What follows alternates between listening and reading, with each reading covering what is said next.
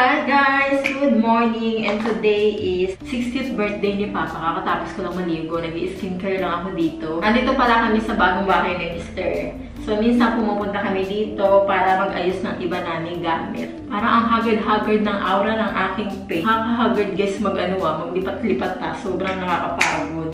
Ang arte ng lola nyo, no? Nagustuhan ko talaga ito binigay sa akin ni Ate Girlie na skincare. COSRX. I know masaya si Papa ngayong birthday niya kasi meron kaming little surprise para sa kanya, and thank you sa aking mga kapatid na nag-organize at nagtulong-tulong para sa birthday ni Papa. Wala man ako doon, alam ko na happy siya. Siyempre, unang-una, nagpapasalamat ako kay God dahil binigyan niya si Papa ng mahabang buhay at I know na bibigyan niya pa si Papa ng long life talaga. Meron akong konting clip guys ng surprise birthday para kay Papa. Thank you din pala sa mga taga Manila, sa kapatid ni Papa na pumunta sa Dasmariñas, Cavite para i-celebrate din yung birthday ni Papa. And sa mga pumunta po, maraming salamat. Yung niluto ko kanina na adobo guys, yung dry siya, di ba? Ang sarap-sarap. Syempre, mahilig ako sa patatas at nagugustuhan ko din yung atay ngayon. So, sineseparate ko yan. At ito yung ating kakainin, di ba? Ang dami. Mahilig kasi ako sa chicken wings, kaya dinamihan ko na. Para ako nag-only wings. Pinakpan ko muna siyang ganyan, guys. And mamaya na natin siya lalagay sa fridge.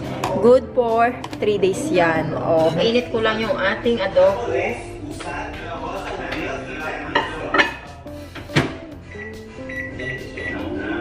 2 minutes, okay na yan. Basmati rice yung aming ginagamit na rice. Kain tayo, guys.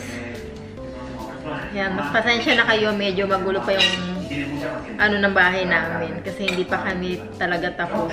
Mr. nanonood ng Netflix, kaya naririnig nyo sa background ko.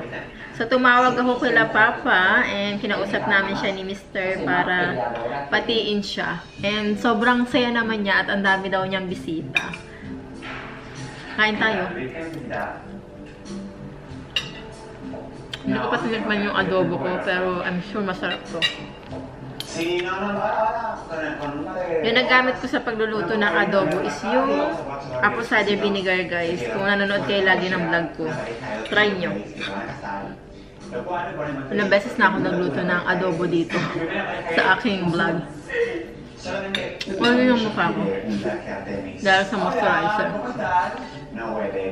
Ang bala ko sana, uuwi ako para sa birthday ni Papa. Kasi last year, umuwi ako nung nag-60th birthday si Mama. So, nauna si Mama mag-60. And sabi ko kay Papa, kung hindi ako makaka-uwi, magsusurprise na lang ako sa kanya. And hindi nga ako nakauwi, guys, kasi nagkasabay din yung pagbili namin ng bahay. Ayoko naman din iwan yung asawa ko, guys, para magpakasaya sa Philippines din yung asawa ko. Hirap na hirap paglipat ng bahay. So, napag-desisyon na namin, sabi ng asawa ko, wag daw muna ako umuwi para sa birthday ni Papa. Anyway, so, ayun guys, and I'm so happy na ang saya ni Papa nung nakausap namin siya ni Mr. Dumating din yung kapatid niya from Manila, kasi hindi naman kami malayo sa Manila, guys, mga 1 hour lang din, o 2 hours, kasi diba ang traffic din sa Philippines. Dasmariñas, Cavite pala ako nakatira, guys. So, ayun guys, na-share ko lang sa inyo. Panoodin nyo yung konting clip na sinend sa akin ng kapatid ko at mga konting picture din. Anyway, thank you for watching. Happy birthday to you. Happy birthday, happy birthday, happy birthday to you.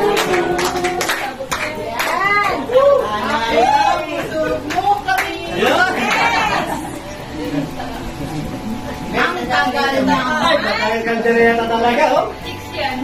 Chicks daw yan. Mga chicks ko yan. Mga chicks ko yan. Umiilaw-ilaw pa kaya. Oh! Tawa naman dyan! Sarap naman ang birthday. Display sa ito. May naman tunay, peke naman.